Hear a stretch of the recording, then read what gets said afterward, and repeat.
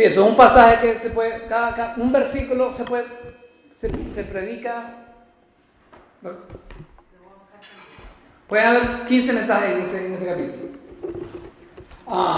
Pero hoy le puse el verdadero cristiano. El verdadero cristiano. Yo no sé si ustedes, antes de ser cristianos o después que se convirtieron en cristianos, te veían a alguien con una Biblia y usted decía, ese es un cristiano. Y eso no lo hace cristiano. Porque usted no sabe. O sea, cualquiera puede leer la Biblia. De pronto veía a orar a alguien cuando comían y usted decía, ese es cristiano.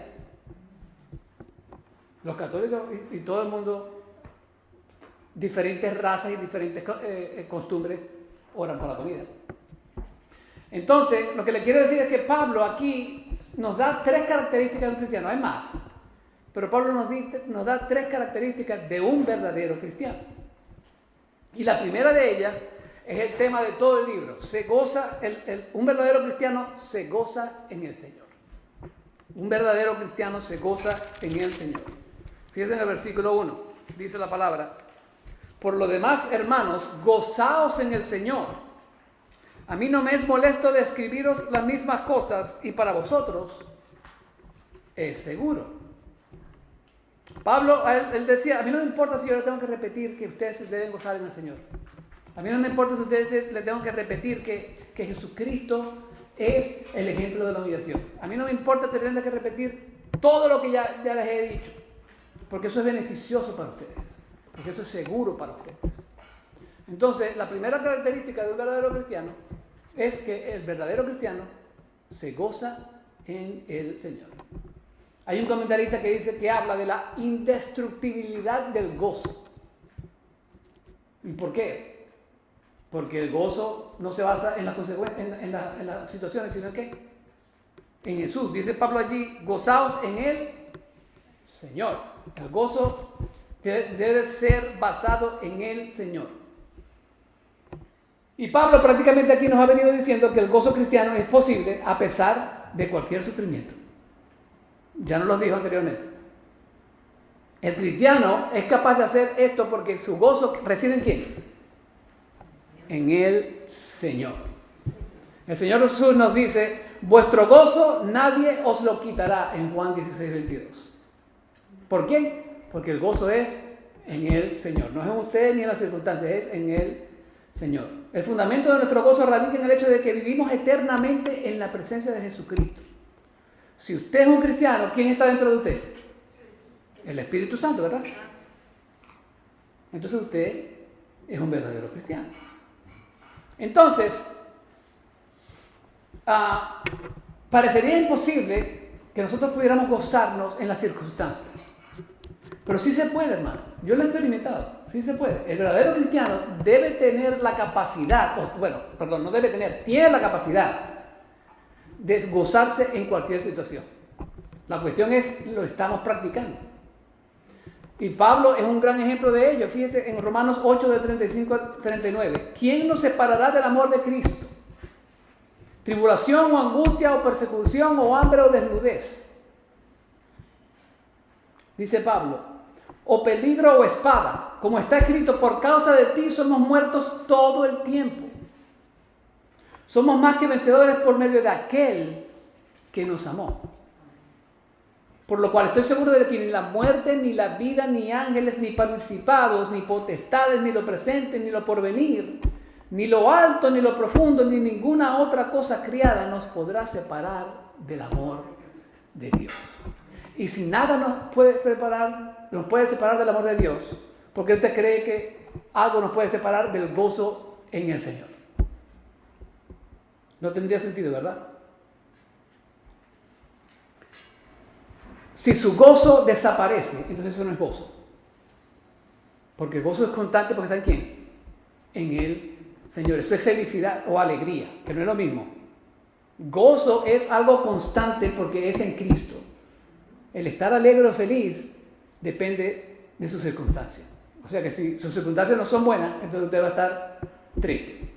Pero el cristiano debe estar gozoso. Amén. Amén. Entonces el verdadero cristiano se goza en el Señor. a pesar de todo lo que pase. Lo segundo, y este va a estar un poquito más amplio, es que el verdadero cristiano está alerta. Sí, eso es lo que dice aquí Pablo en el 2. Guardaos de los perros. Aquí Pablo está tenso. Guardaos de los malos obreros y guardaos de los mutiladores del cuerpo. Y aquí fuera fácil ver estas expresiones como que se refieren a tres diferentes personas, pero no, yo creo que es una persona que está manifestando diferentes ángulos de su personalidad.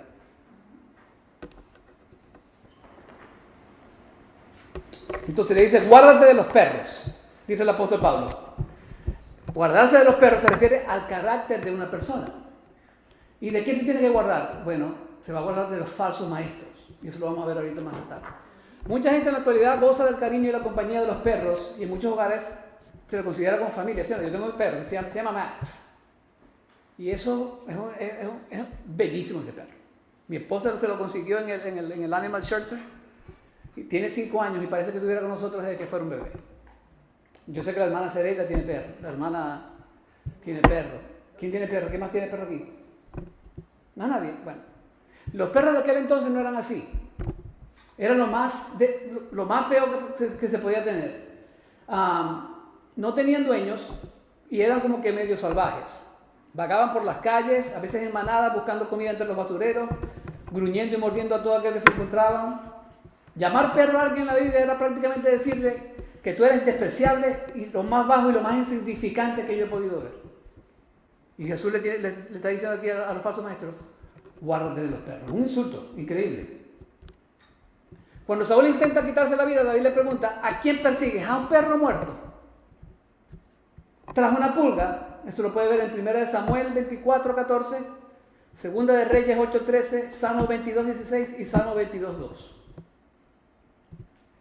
Estás buscando un perro.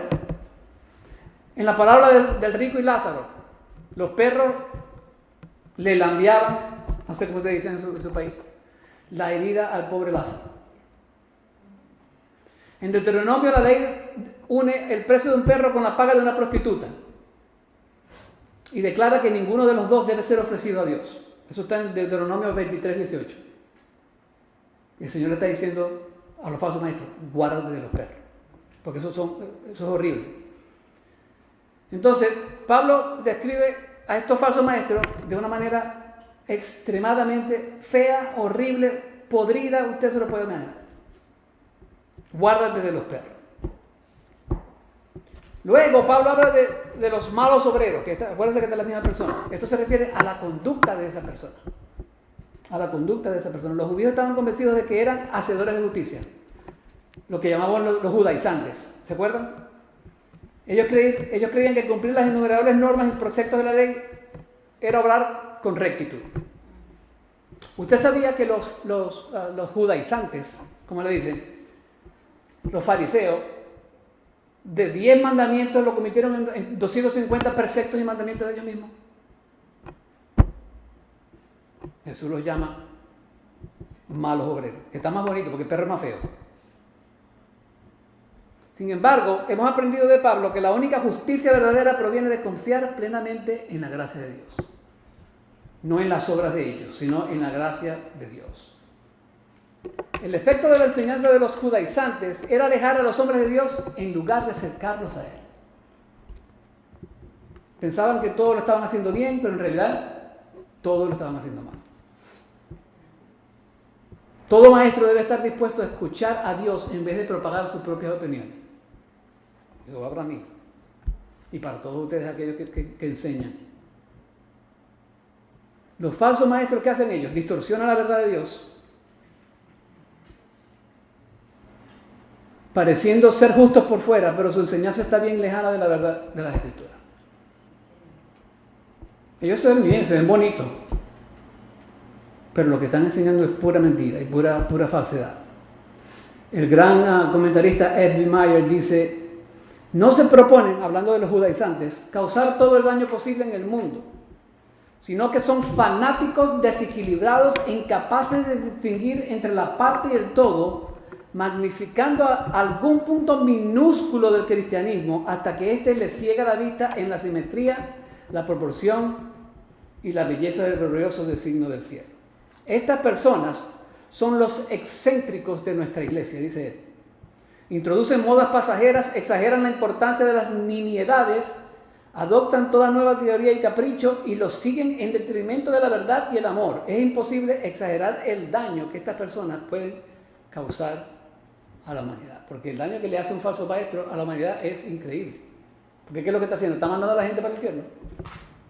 Porque no están escuchando el evangelio, que es el evangelio que dice Pablo, que es el poder de Dios.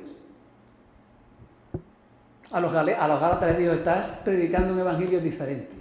¿Por qué? Porque estaban predicando, los judaizantes estaban predicando que el creer en Cristo era creer en Cristo y hacer obras.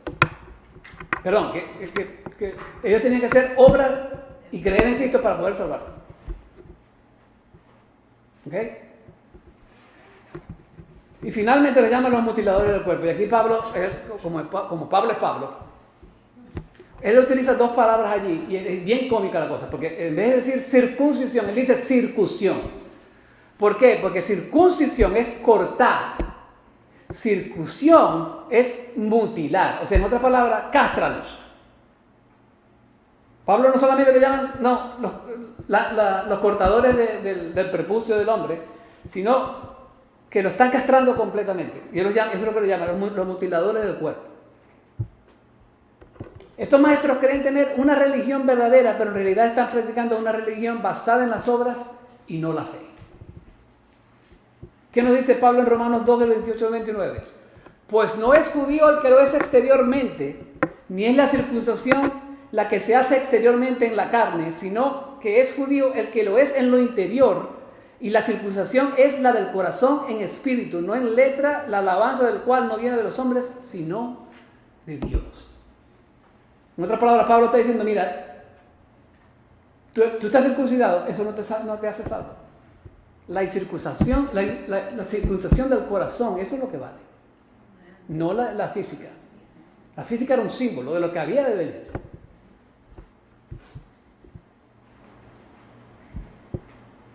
Entonces, parte de estas obras que creían que los iban a salvar a ellos era la circuncisión. Y se decía que, era declarado que cada israelita debía ser circuncidado al 8º día. ¿Se acuerdan? Eso nos lo enseña el libro de Génesis.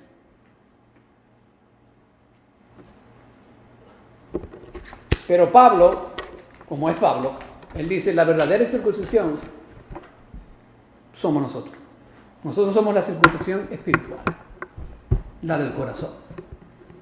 Y Pablo entonces entra en un nuevo tema aquí, cuando dice, porque nosotros somos la circuncisión, lo que en espíritu servimos a Dios y nos gloriamos en Cristo Jesús, no teniendo confianza en la carne. Y ahí Pablo nos dice que hay tres cosas allí que la verdadera circuncisión espiritual, que somos nosotros, la iglesia, los que creemos en Cristo, debemos hacer. ¿Y qué es eso? Nosotros alabamos a Dios en espíritu. Cuando digo nosotros, es el que ha creído en Cristo. En Juan 4, del 22 al 24 dice la palabra, el Señor nos explica, vosotros adoráis lo que no conocéis. Nosotros adoramos lo que conocemos, porque la salvación viene de los judíos, pero la hora viene y ahora es cuando los verdaderos adoradores adorarán al Padre en espíritu y en verdad, porque ciertamente a los tales el Padre busca que le adoren. Dios es espíritu y los que le adoran deben adorarle en espíritu y en verdad. El verdadero cristiano debe alabar a Dios en su espíritu. El versículo 20 de Juan nos dice, nuestros padres adoraron en este monte, en el monte Gerizim, y ustedes dicen que en Jerusalén es el lugar donde los hombres deben adorar. Esta mujer, en medio confundida, le dice a Jesús, Jesús, pero tú eres un profeta de Dios. Los judíos dicen que uno tiene que adorar en Jerusalén, pero que nuestros padres dicen que es aquí. En otras palabras, ¿cuál es el lugar correcto para adorar? Y el Señor le dice, mire, y es probable que esta mujer al ser confrontada con Jesús, ella quería de pronto poner en orden su vida, quería adorar a Dios, quería enderezar su camino. De pronto, porque Jesús la confrontó. Pero Jesús le dice, mujer, créeme, viene la hora en que ni en este monte ni en Jerusalén adorarán al Padre. Adorarán al Padre. Y el Señor simplemente le está diciendo, no es cuestión de donde vayas a adorar, es que haya en ti cuando estás adorando. ¿Usted me entiende? No es donde usted adore, porque usted puede adorar donde sea, es qué es lo que hay en ti cuando tú estás adorando. Tienes en ti el Espíritu de Dios, eres su hija o su hijo. El Señor dice, es una cuestión de espíritu. Es una cuestión de espíritu. El Señor le quiere dar a entender que la adoración es un estilo de vida, es una forma de vida integral. El verdadero cristiano debiera adorar a Dios constantemente, no solamente aquí en la iglesia.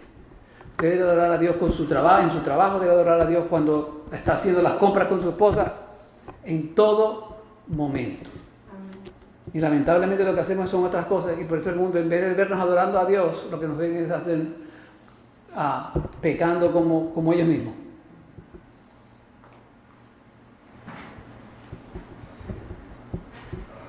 El Señor le dice, muy pronto llegará el momento en que quedará sumamente claro para todos que la adoración no reside en un lugar físico. Y no pasó mucho tiempo. ¿Qué pasó? En el año 70 después de Cristo, destruyeron a Jerusalén y el templo. Y ya no había más templo. Pero estaba el templo del Espíritu Santo, que son ¿quién? Nosotros. Lo segundo que dice respecto a la adoración es que está en el versículo 22, que dice, ustedes adoran lo que no conocen. Ustedes adoran lo que no conocen. Él confronta el hecho de que la adoración samaritana era ignorante. ¿Por qué? Porque en vez de estar basada en todos los libros de la Biblia, estaba basada solamente en los primeros 5 de la Biblia. Entonces, por eso que se odiaban, porque unos creían solamente en el Pentateuco, que eran los primeros 5 libros de la Biblia, y los demás creían en todo el Antiguo Testamento, que incluye los Proverbios, los Salmos y todos los profetas menores y los profetas mayores. Entonces, los samaritanos habían desarrollado una adoración que estaba mezclada con paganismo. Y de ahí, pues, el odio que se tenían mutuamente. La adoración no se realiza en cualquier manera que uno desee, sino conforme a la verdad de Dios. ¿Usted me entiendes? La adoración debe ser conforme a la verdad de Dios. El versículo 22 dice de Juan, nosotros adoramos lo que conocemos porque la salvación proviene de los judíos. Y eso es verdad. La salvación proviene porque Jesús era judío, ¿sí o no? En otras palabras, Dios ha traído la revelación acerca de la salvación por medio de los judíos. Los escritores de las Escrituras eran judíos y a ellos les fueron confiadas las Escrituras. Todos los autores de la Biblia eran judíos. Con la excepción de Lucas, que era una mezcla de judíos y de griegos, porque Lucas tenía medio griego ahí.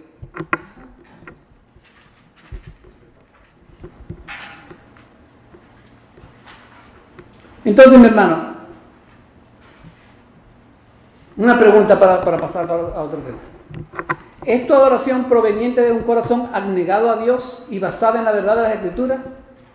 ¿O está basada solo en sentimientos y experiencias? Nuestra adoración debe estar basada en las Escrituras. Porque no le podemos estar adorando a Dios con disparate, ¿verdad? ¿Sí o no?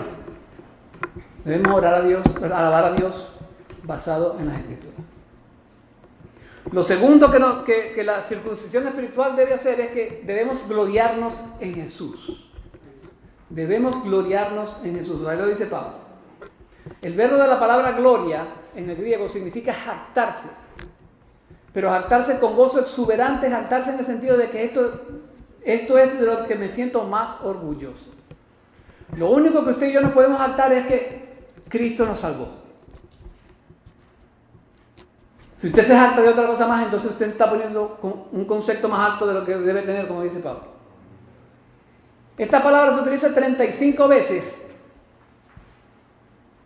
aquí en el libro de Filipenses. Y todos los escritores del Nuevo Testamento, juntos, excepto Pablo, la nombran solamente 2 veces. O sea que Pablo le da la gloria a Dios por todo. Por todo. Se podría usar de una manera negativa, como lo hizo el apóstol en el Gálatas 6:13, que dice, aquellos que se jactan en la carne. Pero después, en el versículo siguiente, en el 6:14, dice que se jacten en la cruz de Jesucristo. ¿Qué quiere decir con esto? Quiere decir que mi gozosa jactancia como creyente reside enteramente en Cristo Jesús, y ese es el carácter de un verdadero creyente. Que nos jactemos en el sacrificio que él hizo en la cruz del Calvario por usted y por mí. Gracias. Y el creyente verdadero le atribuye el mérito de todo a Cristo, porque él se lo merece todo. Ahora, ¿cómo podemos distinguir a un falso cristiano? Bueno, un falso cristiano es aquel que cree que se ha ganado el favor de Dios mediante sus méritos y sus buenas obras. Eso es un falso cristiano. Porque la salvación es ¿por qué? Por fe, para que nadie se gloríe. Es aquel que piensa que mientras más hace, más cerca está de Dios. Un verdadero creyente jamás reclamará mérito alguno, ni se atribuirá crédito alguno. El verdadero creyente siempre se gloriará única y exclusivamente en Cristo Jesús. Porque si esa es una constante en su vida, entonces usted no es cristiano nada. Usted no es cristiano nada. Por eso en 1 Corintios 1:31 Pablo dice, el que se gloríe en el Señor. Y lo repite en 2 Corintios 10:17. El que se gloríe en el Señor. Aquellos cuyos corazones han sido circuncidados se dan cuenta que su único motivo de orgullo reside en Cristo Jesús. Porque Dios hizo una operación en nuestro corazón. Hizo una circuncisión ahí. El profeta Ezequiel dice que nosotros teníamos un corazón de piedra y el Señor lo convirtió en un corazón de carne. Él recibe todo el crédito. Él recibe toda la gloria. Él es todo mi orgullo, Él es toda mi jactancia. Pablo dijo en 1 Corintios 2:2, he decidido no saber nada entre ustedes excepto a Cristo. Yo me gozo con saber solamente a Cristo. La semana que viene seguimos con eso. Porque Pablo en la carne nadie le ganaba. Pero en el espíritu Dios le mandó un aguijón para que no se gloriase. ¿Todavía sigues pensando que tus méritos te van a salvar? Y lo último que Pablo enseña que la circuncisión verdadera, la verdadera circuncisión, es que nosotros no deberíamos confiar en la carne. Nosotros no deberíamos confiar en la carne. Si toda la gloria es para Dios y toda la jactancia está en Cristo, entonces ciertamente no puedes poner ninguna confianza en la carne. El profeta Jeremías en el capítulo 17 que dice, aquel que confía en un hombre es un maldito. Ahora, yo puedo confiar en Manuel, que es un amigo fiel. Pero eso no es lo que quiere decir el profeta. El profeta quiere decir, si tú confías en el hombre solamente, tú eres un maldito. ¿Verdad, Manuel?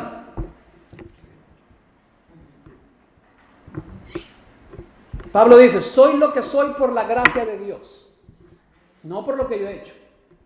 Cristo es el centro, Cristo lo es todo. Pablo afirma en 1 Corintios 2:2, otra vez, he decidido no saber nada entre ustedes excepto a Jesucristo. Cuando hacemos las cosas en la carne momentáneamente puede que satisfaga nuestro deseo, porque el pecado a veces es sabroso. Nadie me dice amén, yo como que soy el único. O el más sincero de pronto. pero al final nos va a llevar a una segura destrucción. Los judíos depositaban toda su confianza en la carne, descendían físicamente de Abraham, se sometían a la circuncisión, cumplían externamente con los deberes de la ley mosaica y las tradiciones. Todo era obra de la carne. ¿Y qué dice Pablo en Romanos 19 y 20 del capítulo 3? Nadie será redimido por la carne. Por las obras de la carne nadie es justificado. La humanidad no redimida del hombre carece de capacidad. Todo lo que puede hacer es pecar, pecar, pecar y pecar. Y la confianza de la carne condena el alma. Amén. Otra vez el comentarista B. Meyer escribió lo siguiente. A lo largo de todas las epístolas, la carne representa al yo. Ese yo que busca justificarse a sí mismo, que se esfuerza por santificarse a sí mismo, que siempre anda afanosamente intentando ganar hombres para Dios, pero que nunca ha aprendido a sumergirse bajo la poderosa marea y corriente del Espíritu de Dios. Si tu vida religiosa consiste en el autoesfuerzo y la autocomplacencia, debes apartarte. No te corresponde a ti manipular la perla de inestimable valor. Tus ojos no se pueden percibir su belleza, excelencia y valor superlativos. O sea, si usted no, ¿cómo se llama? Cristo no es la base, entonces, cuítese, como dicen por ahí.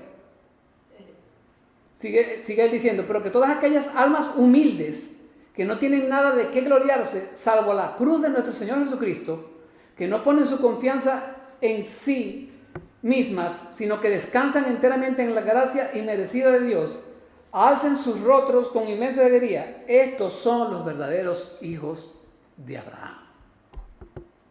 Porque la gloria se la lleva él solo. Él solo. Que no se lleva ninguna gloria. A mí me decía un pastor que para Juan González la gana gloria. No, eso no, nada. La gloria es para el Señor y más nadie. Aleluya. Estamos en la mitad de la epístola. Son 4 capítulos. Y el apóstol Pablo sigue llamando a un gozo que no es superficial, que no depende de las circunstancias ni de cómo te sientas al despertar en la mañana. Porque es un gozo que no depende de ti, de cómo te sientes, es un gozo que depende de Cristo. Dice el apóstol, regocijaos en el Señor. Esta vez les digo, regocijaos. No es un estado de ánimo, es un mandato anclado en un Cristo inmutable, un Cristo que no cambia para nada. Cuando todo lo demás cambia, tu fuerza, tu confianza, tu desempeño, Él no cambia. Por eso tu gozo no debe cambiar. Si Él no cambia, porque Malaquías nos dice que es un Dios que no cambia, nuestro gozo no debería cambiar, porque nuestro gozo es ¿en quién? En Cristo Jesús. Luego Pablo viene con la advertencia clara y firme: tengan cuidado, estén alertas. ¿Se acuerdan de los perros, los malos obreros?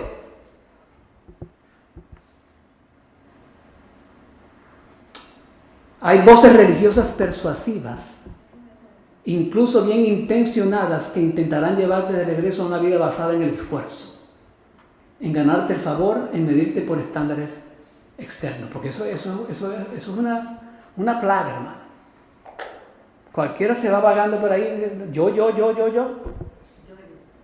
Y se convierte en un yo-yo, en vez de él. ¿Se acuerdan de cuando estudiamos en los Efesios? En Él. Todo es en Él. Puede ser que la gente lo presente como disciplina, como tradición, como justicia, pero si pones tu confianza en la carne, poco a poco drenará la vida de tu alma. Porque tú nada puedes hacer sin el poder de Dios. Entonces Pablo nos exhorta fuertemente, hermano. Fuerte, pero con el amor que lo caracteriza. Y él nos dice: hermano mío, esa persona que yo describí en el versículo 2, no eres tú. Ese no eres tú. El verdadero cristiano no se debería comportar de esa manera.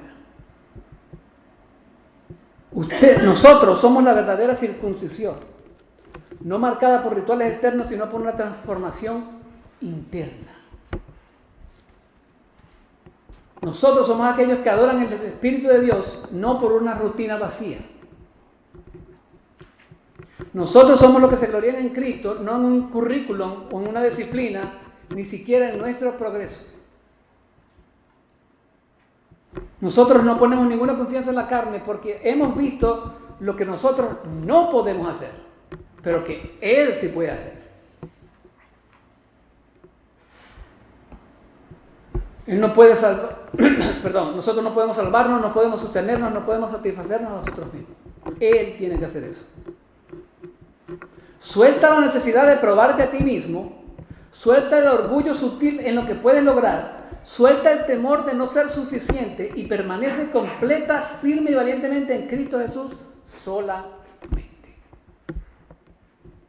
Regocíjate en Él cuando te sientas fuerte. Regocíjate en Él cuando te sientas débil.